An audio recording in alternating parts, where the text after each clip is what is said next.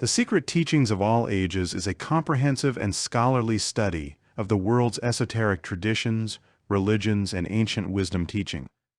Written by Manly Hall, a Canadian-born author and lecturer, the book is a tour de force exploration of the mysteries of human consciousness and spirituality, offering insights into the hidden knowledge and secrets of the ages. Hall's approach is expansive, delving into a wide range of topics and traditions, including alchemy, astrology, the tarot, Kabbalah, Hermeticism, Gnosticism, and much more. The book is divided into two main sections. The first covers the various symbolic systems used in esoteric traditions, while the second delves into specific esoteric topics and teachings. One of the key themes of the book is the idea that there is a hidden wisdom, or secret doctrine, that has been passed down through the ages by the world's great teachers, mystics, and sages. This wisdom, Hall argues, has been encoded in the symbols and myths of various esoteric traditions, and can be accessed by those who are willing to study and understand them. Throughout the book, Hall presents a wealth of information and insights, drawing on a wide range of sources, from ancient texts to modern esoteric writings. He is careful to point out that the information he presents is not intended to be taken as dogma, but rather as a starting point for personal exploration and discovery. One of the most fascinating aspects of the secret teachings of all ages is Hall's discussion of the symbolism used in various esoteric traditions. He provides detailed analyses of symbols such as the tarot cards, the zodiac, and the various alchemical symbols, showing how they can be used to unlock the hidden wisdom of these traditions. Hall also delves into the history and philosophy of various esoteric traditions, exploring their origins and evolution over time. He provides detailed discussions of figures such as Pythagoras, Hermes Trismegistus, and the Rosicrucians, as well as examining the teachings of the ancient Egyptians, Greeks, and Romans. Another important theme of the book is the idea that esoteric wisdom is not limited to any one tradition or religion. Rather, Hall argues, there is a common thread that runs through all of the world's esoteric teachings, and that this thread can be used to gain a deeper understanding of the human experience. Hall's writing style is scholarly and erudite, reflecting his extensive research and knowledge of the subject matter. He is careful to provide detailed explanations and analyses of complex concepts, while also making the information accessible and engaging for the reader. Hall notes that Gnosticism has had a profound influence on the Western esoteric tradition, particularly in its emphasis on the importance of personal spiritual experience and individual gnosis. He argues that the legacy of Gnosticism can be seen in a variety of esoteric and mystical movements, from Hermeticism and alchemy to modern-day New Age spirituality. Despite its influence, however, Gnosticism has often been viewed with suspicion and hostility by the mainstream Christian tradition. Hall notes that the early Church Fathers were particularly critical of Gnosticism, viewing it as a dangerous and heretical deviation from orthodox Christian doctrine. This criticism has continued to the present day, with many Christian denominations still viewing Gnosticism as a form of spiritual heresy. Hermeticism is based on the belief in a single divine entity, which is responsible for creating and governing the universe. This entity is often referred to as the All or the One, and is considered to be beyond human understanding or comprehension.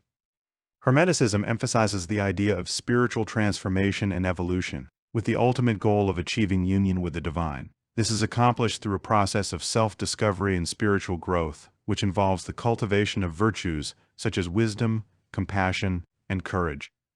One of the key teachings of Hermeticism is the principle of correspondence, which states that there is a correspondence between different levels of reality, and that everything in the universe is interconnected. This principle is often represented by the Hermetic axiom as above, so below, which suggests that the microcosm of the individual is reflected in the macrocosm of the universe. Hermeticism also places great emphasis on the power of the human mind, and the ability of individuals to manifest their desires and intentions through focused thought and intention. This is known as the principle of mentalism, and is often associated with the concept of the law of attraction. Hall explains that Kabbalah is divided into two main branches, the theoretical Kabbalah and the practical Kabbalah. The theoretical Kabbalah is concerned with the study of the Sephirot, which are the 10 attributes or emanations of God. The practical Kabbalah, on the other hand, involves the use of magical practices and rituals to gain insight into the nature of the universe, and to bring about desired outcomes. Hall describes the tree of life as a central concept in Kabbalah. The tree of life is a diagram that represents the Sephirot and their relationships to each other. It is said to represent the structure of the universe and the path that must be followed to achieve spiritual enlightenment. Hall goes on to explain the concept of gematria, which is the use of numerical values to gain insights into the meaning of words and phrases. He describes how the Hebrew alphabet is composed of 22 letters, each of which has a numerical value. By assigning numerical values to words and phrases, Kabbalists can uncover hidden meanings and connections. Hall also discusses the concept of the Merkabah, which is a mystical vehicle that is said to transport the individual to higher spiritual realms. He describes how the Merkabah was a central focus of the early Kabbalists and was associated with ecstatic visions and divine revelations. Hall notes that the tarot was originally conceived as a tool for divination, but also served as a repository of esoteric knowledge and a means of spiritual and psychological transformation. He explains the symbolism of the tarot's major and minor arcana, exploring the significance of each card and the relationships between them.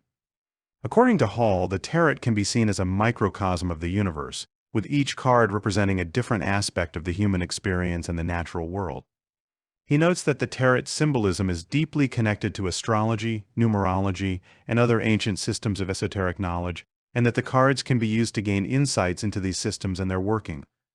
Throughout the book, Hall emphasizes the importance of intuition and personal interpretation in working with the tarot, noting that the cards can serve as a mirror of the inner self and a guide to personal growth and self-discovery.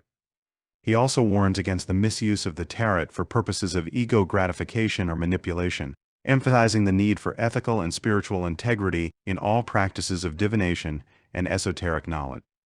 Hall explains that alchemical symbolism is derived from the principles of astrology and the ancient Greek philosophy of the elements. The process of alchemy involves the transmutation of base materials, such as lead, into higher forms through a series of stages. These stages correspond to the phases of the moon, the zodiac signs, and the classical elements of earth, air, fire, and water. However, the true purpose of alchemy is not merely the creation of material wealth or the transmutation of physical substances. Rather, the alchemist seeks to transmute the self, to achieve spiritual enlightenment, and to attain a higher state of consciousness. Hall argues that the practice of alchemy has influenced many of the world's spiritual traditions, including Christianity and Islam. The concept of the philosopher's stone, a legendary substance that can transmute base metals into gold and grant eternal life, is a common theme in alchemical texts and has been interpreted by some as a symbol of the ultimate goal of spiritual transformation. Hall also notes that alchemy was closely associated with the emergence of modern science and the development of the scientific method. Many early scientists, including Isaac Newton, were avid practitioners of alchemy and believed that the practice could help them unlock the secrets of nature. The Secret Teachings of All Ages by Manly Hall has had a significant impact on literature, culture, and society, influencing generations of readers and inspiring countless works of art, literature, and film. Firstly, the book has played an important role in the development of esoteric and occult traditions in the modern era. Hall's synthesis of various spiritual and philosophical traditions such as Hermeticism, Kabbalah, and Alchemy helped to popularize these teachings among a wider audience and inspired new generations of seekers to explore these ancient wisdom traditions. Furthermore, the Secret Teachings of All Ages has had a lasting impact on the world of literature and art, inspiring countless writers, poets, and artists to explore themes of mysticism, spirituality, and the occult. For example, the book was a major influence on the works of famous science fiction writer Philip K. Dick, who was fascinated by its exploration of Gnostic and Hermetic philosophy. The book has also had a significant impact on popular culture, with its ideas and symbols appearing in numerous films, television shows, and music videos. For example, the symbolism of the tarot has been used extensively in film and television, from David Lynch's Twin Peaks to the animated series Avatar: The Last Airbender. Finally, the Secret Teachings of All Ages has had a lasting impact on the field of comparative religion, inspiring scholars to explore the connections between various spiritual and philosophical traditions.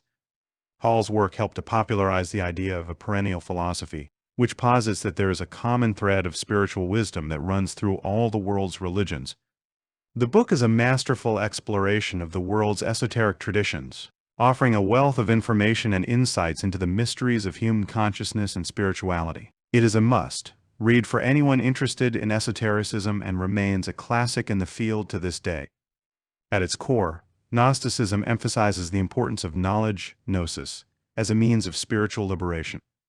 According to Gnostic doctrine, the material world is seen as a flawed and imperfect creation, and it is only through the acquisition of knowledge that one can escape the bonds of the physical world and attain spiritual enlightenment.